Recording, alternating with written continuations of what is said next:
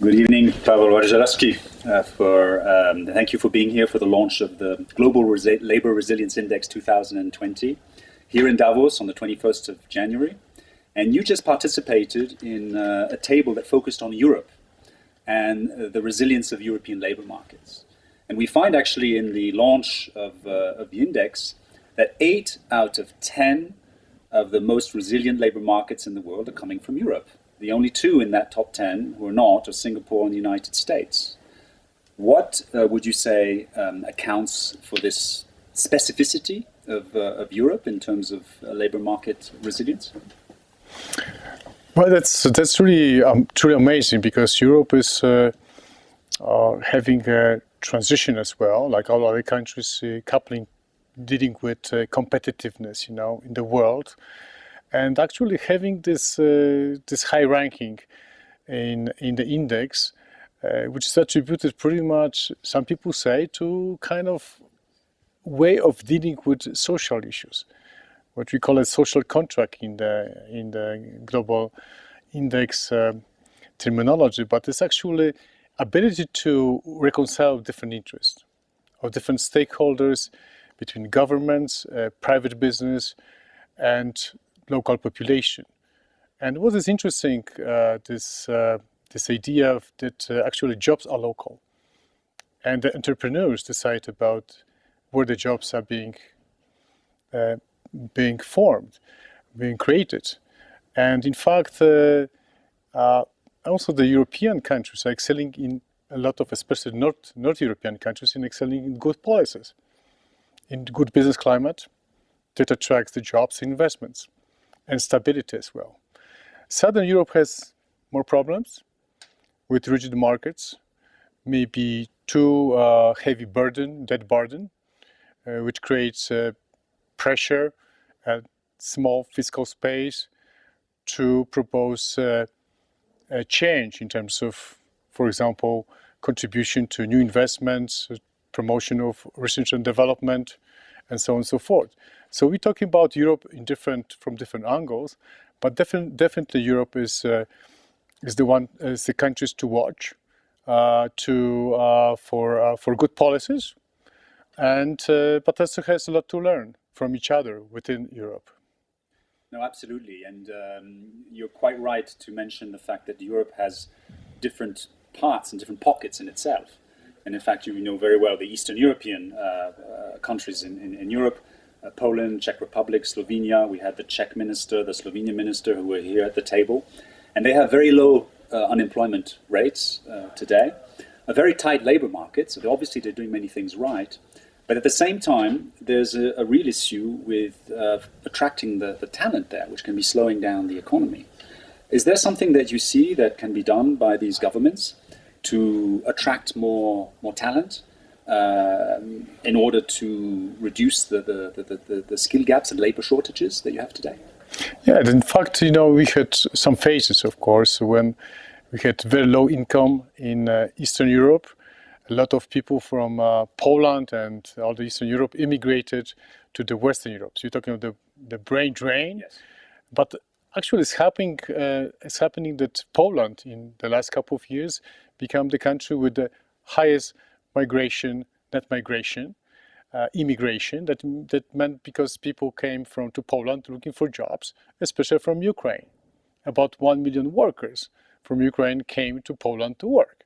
So you're talking about a lot of migration internationally, and relatively lower mobility internally.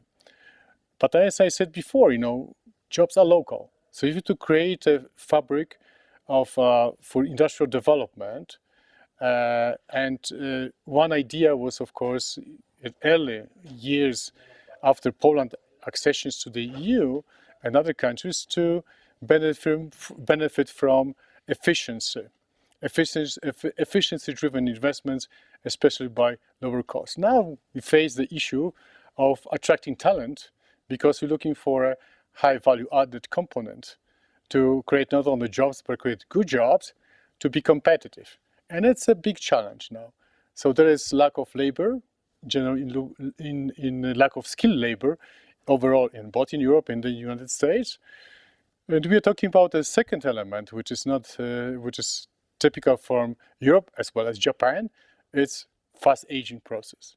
Demography is really a big problem in terms of how to, for example, reskill the older workers, how to incentivize them to social protection, to let them stay on the job rather than go in retirement. So you're talking about the big challenges which relate to building the coherent and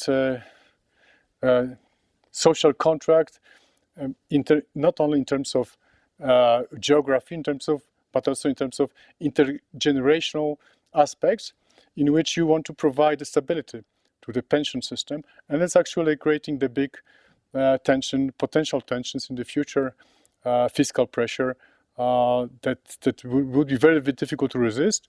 So one idea, of course, is to bring more migrants and to work very much on the skills and on upskilling and reskilling in the labor market. So those are the big challenges ahead of Europe, and I think that those countries who would know how to make this transformation would be the winners.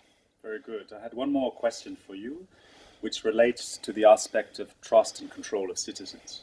Because we see that, for example, in the United Kingdom, we have the whole Brexit issue of the last 3 years, which has affected particular pockets of the country, which have been very strongly for that topic of Brexit.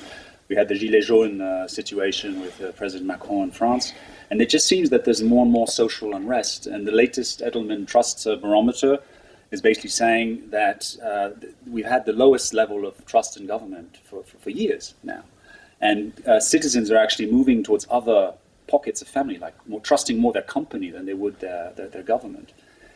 So it seems that there's a need to go back to local, to go back to what's close to you, and we need more trust and we need more control.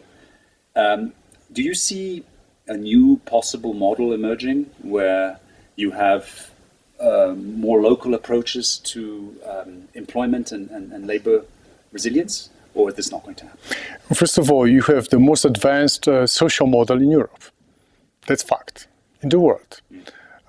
So it's paradoxically that some of social unrest is happening now in Europe. You have a welfare state built, over many years, and it's quite advanced. At the same time, in terms of inequalities, you have the lowest level of inequalities is actually in Europe. Talking about Scandinavian countries, Nordic countries, very low inequality level. By the same token, you have higher inequality level by Gini, measured by Gini, over 40% in the United States, but that's a very resilient market. So we're talking about the issue where, on one side, you have actually built for years the social contract, and the question is why those social unrest is happening. For example, Gilets jaunes in France and some other countries. I think this is an issue of vested interest of people who are losing the ground and don't see the prospects of future growth and future jobs. So the issue is maybe not that much of left behind people today in the big cities, for example, but left behind people in small communities. So there's a big, it's actual labor, the global, the work that was done by Whiteshield actually shows the divide between the urbanization, the urban population and the rural population. And I think the Gilets jaunes, it just shows that people who are, 50 kilometers away from Paris are feeling neglected, feeling left out, and not having the same opportunities that people work in Paris.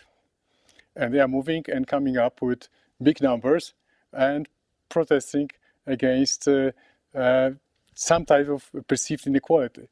Inequality is not, we can say about inequality, is not only what is real, but it's also what is perceived. And today, in today's society, especially in Europe, everybody perceives the issues of social justice, of inequalities. So in order to build the good, resilient labor market, you have to look at this angle as well. Very good. Thank you very much. Thank you, Pawel.